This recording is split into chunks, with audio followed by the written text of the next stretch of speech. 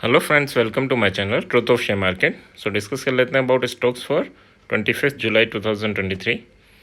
First of all, this video is only for education purpose. यहाँ मेरा Telegram link and WhatsApp number given है। So start करते हैं with HDFC bank. HDFC bank देखो, अभी अगर स्ट्रक्चर में देखूँ तो स्ट्रक्चर देखो, लोअर हाई, लोअर लो, फिर लोअर हाई, फिर लोअर लो, फिर लोअर हाई, फिर लोअर लो। लोअर हाई लग चुका है ना। तो यहाँ पर एक सेलिंग अपॉर्चुनिटी थी। क्या थी कि यार इसको एसएल लेके हम इसे सेल कर सकते थे, है ना। इसका ब्रेकआउट ऊपर की साइड, मतलब एक अच्छी खासी रैली आपको देखने को मिलेगी। ठीक है, तो यहाँ पर अगर छोटे से एसएल के साथ जहाँ पर भी ट्रेड मिले वहीं हमें करना है, बाकी जगह हमें ट्रेड नहीं करना, है ना। तो इस वे में भी आप थोड़ा थोड़ा देख के चला के कीजिए, है ना। अगर कल यहाँ ओपन होता है तो इस एसएल के साथ आप ट्राई कर सकते हैं। अब बात कर लेते हैं टारगेट क्या होंगे। अगर यहाँ पर आपके डायरेक्शन में जाने लगे, अपोजिट डायरेक्शन में गया तो 1685 पर आपको एग्जिट मार लेना है। बट अगर आपके डायरेक्शन में गया तो टारगेट इससे ये तो टच होना ही है ना। इससे नीचे जाएगा, नेक्स्ट लोअर लो इससे जस्ट नीचे होगा। तो यहाँ पर यानी 1670 तो आपका टारगेट होना चाहिए अगर आप 1680 पे भी ट्रेड इनिशिएट करते हैं इन सेलिंग साइड। ये तो हुई जो स्ट्रक्चर है उसमें कहाँ ट्रेड मिल रही। सिमिलर वे में अगर यहाँ आपको मिला तो आप बाय कर सकते हैं with this SL for this target, इससे ज़्यादा नहीं, क्योंकि नेक्स्ट हाई जो होना है वो इससे कम ही होना है। अगर ये ट्रेंड कंटिन्यूस रहता है तो ब्रेकआउट हो जाते हैं, बट हाँ जब होगा तब तक आप 5-6 ट्रेड कर चुके होंगे। ठीक है, 5-6 ट्रेड में प्रॉफिट बुक कर चुके होंगे, और जिस दिन ब्रेकआउट हो उस दिन छोटा सा ही एसएल आपका होना चाहिए। ये नहीं कि हम यहाँ बेरिश हो जाए, ये नहीं है ना। आपको बेरिश का होना है इस जो लास्ट लो है उसके, लास्ट हाई है उसके पास। और बुलिश कब होना है, जब लास्ट लो आपका ब्रेकआउट हो जाए। ठीक है, तब कोई बुलिश साइन मिले वहाँ। ठीक है, इस वे में भी आप प्लान कर सकते हैं। और ये HDFC के लिए नहीं बता रहा, ये हर स्टॉक के लिए है ना। चलो अब बात कर लेते हैं लेवल जो इम्पोर्टेंट है। 1680 के ऊपर निकलता है तो हम नॉर्मली बाय कर सकते हैं। ठीक है, यहाँ जब निकलेगा, यहाँ सस्टेन करेगा तो फिर हम इसको लेके चलेंगे कि हाँ यार ये इस हाई को ब्रेक करेगा, और 1688 फर्स्ट हमारा टारगेट होगा, एंड देन 1699। अगर हमें बट जैसे ही ऊपर जाने लगे यहाँ आ जाए तो आप कोस्ट टू कोस्ट एसएल जरूर लगा देना। ठीक है, क्योंकि इससे पहले भी टर्न हो सकता है और इसको टच करके भी टर्न हो जाता है ना। टर्न होके यहीं कंसोलिडेशन करके फिर ऊपर चला जाएगा। टारगेट आपके दोनों हिट होंगे अगर ये हाई ब्रेक होता है। ठीक है, अब अगर हम सिनेरियो की बात करें तो अभी तक ये हाई है, जैसे ही इससे नीचे लो आ जाएगा तो फिर ये हाई हमारा लास्ट हाई हो जाएगा, है ना। सो 1680 के ऊपर 1688 और 1699। ठीक है, अगर 1675 के नीचे आपको क्लोजिंग मिलती है तो आप सेल कर सकते हैं for the target of 1666 and then 1657, ये दो टारगेट के लिए। तो अगर कल मार्केट यहीं ओपन हुआ तो इस एसएल के साथ आपको इसमें इनिशिएट करना है ट्रेड। और अगर मार्केट इसके नीचे रेजिस्टेंस फेस करे 1675 के नीचे तो आपको सेल करना है। ठीक है, हार्ड एसएल की बात करें तो देखो वैसे तो 5 पॉइंट का ही है, तो ये 5 पॉइंट आप कंप्लीटली लेके चलना।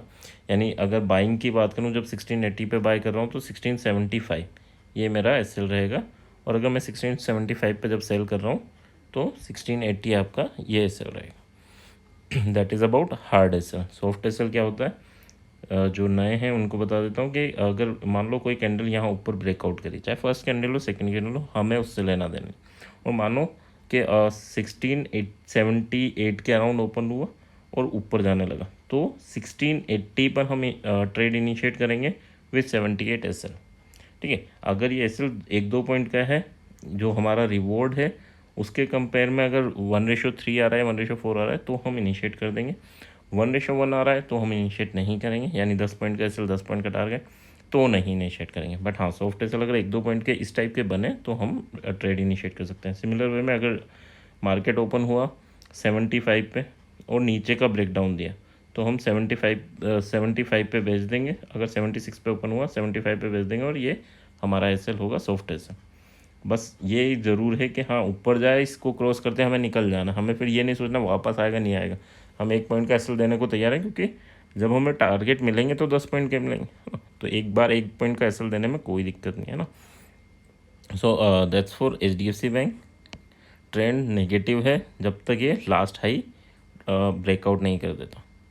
नेक्स्ट बात कर लेते हैं हम एक्सिस बैंक की। देखो एक्सिस बैंक में क्या स्ट्रक्चर बन रहा है। स्ट्रक्चर की अगर मैं बात करूँ तो इसमें एक तो बन रहा था कप विथ हैंडल, ये कप बना, ये हैंडल बना, बट अब इसने क्या करा, इसको यहाँ ब्रेकआउट करना था, ऊपर भी गया लेकिन सेलिंग प्रेशर जनरेट हुआ, नीचे आ गया, फिर ऊपर गया, फिर नीचे आ गया। तो अब थोड़ा सा अगर आप देखोगे तो ये एक एम पैटर्न भी टाइप का स्ट्रक्चर बन रहा है, और इसका ब्रेकडाउन इसको यहाँ आराम से लेकर आएगा, यानी 970 के नीचे 960 एंड देन 950, ठीक है।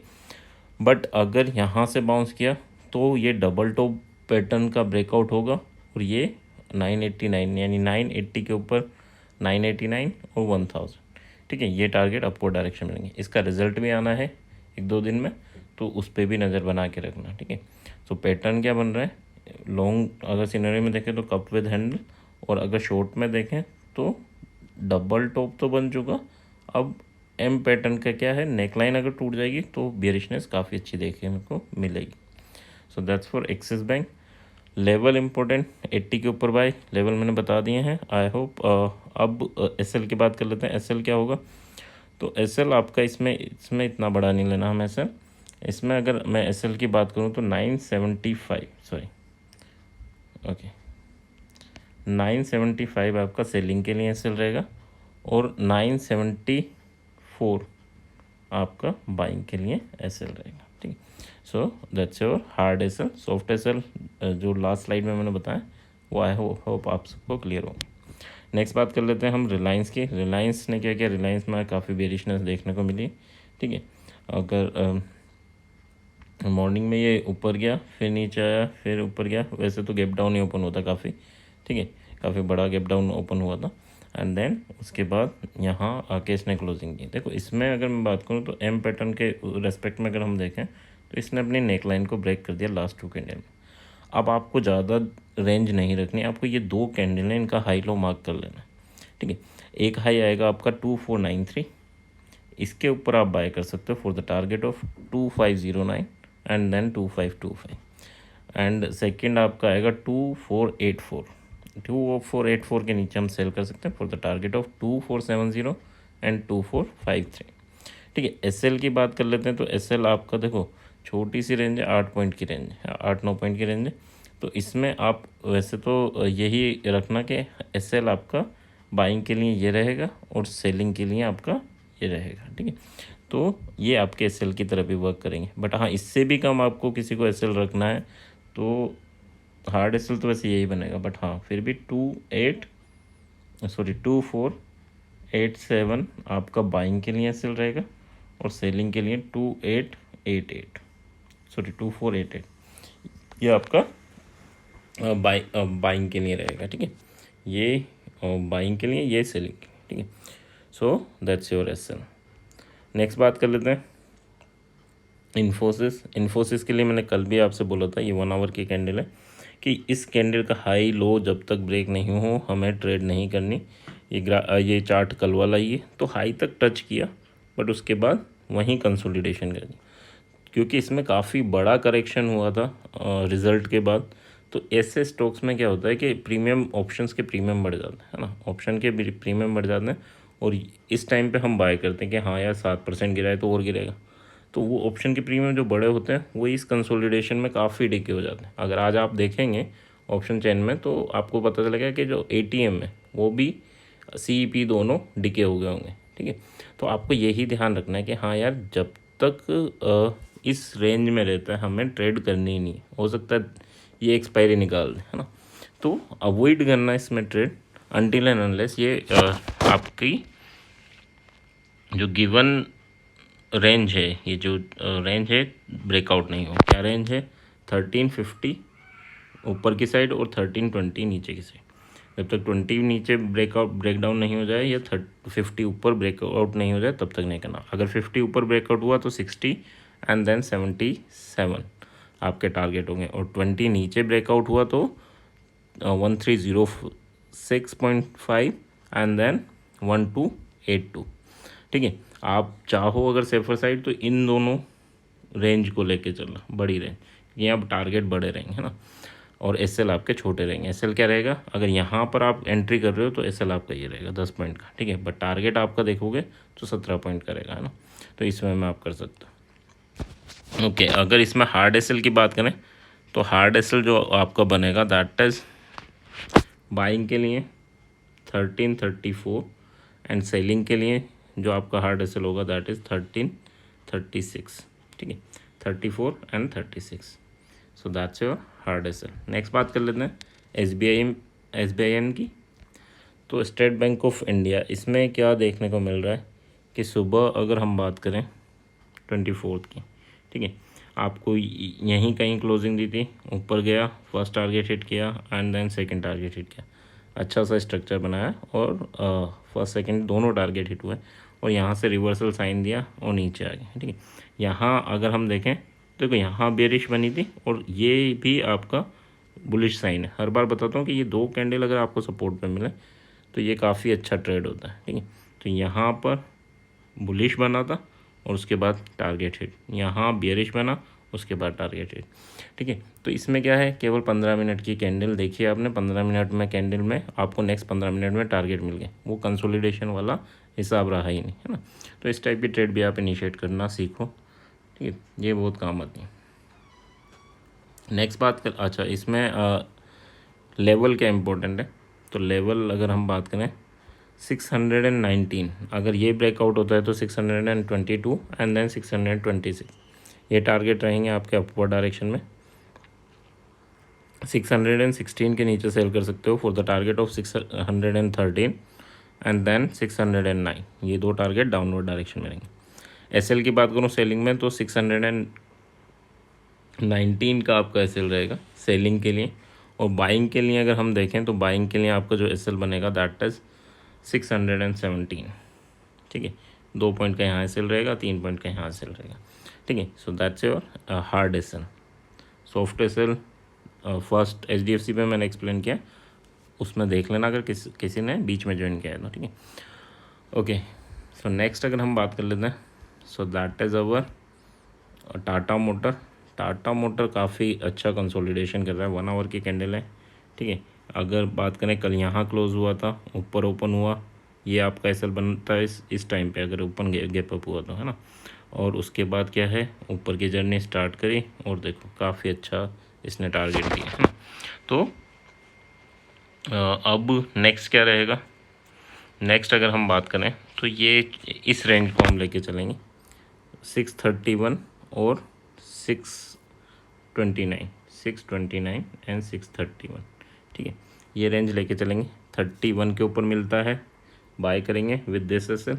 ठीक है, और यानी अगर 32 पे मिलता है, अगर 36 पे मिला तो हम इस एसएल के साथ नहीं चल सकते ना, क्योंकि काफ़ी बड़ा हो जाएगा। ठीक है, तो फिर आपका एसएल शिफ्ट कर देना ये।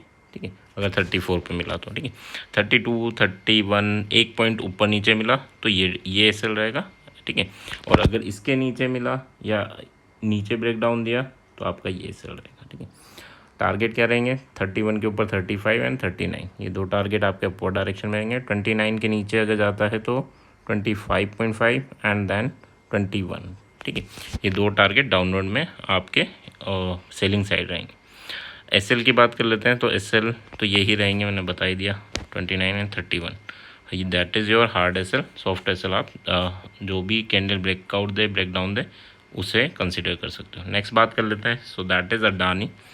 अडानी इंटरप्राइजेज में क्या चल रहा है, ये मैंने कल भी रेंज दी थी, तब तक इस रेंज में अवॉइड करना, ऊपर जाने की कोशिश की बट नहीं, आज तो इवन बिल्कुल ही साइड वे हो गया है। ठीक है, तो अच्छा है, जब तक ये रेंज ब्रेकआउट नहीं हो तब तक कोई प्ले नहीं करना, जब ब्रेकआउट होगी तब देखेंगे है ना, तब ट्रेड लेंगे, बिल्कुल लेंगे, और फिर इसमें बड़े प्रॉफिट होते हैं इसमें। यानी ये न्यूज़ बेस्ड स्टॉक है, एक न्यूज़ आई ये एक रेंज में बना रहेगा और जैसे एक न्यूज़ आएगी तो फिर वो उसको ब्रेकआउट करके फर्स्ट सेकंड टारगेट एक ही कैंडल में दे दें।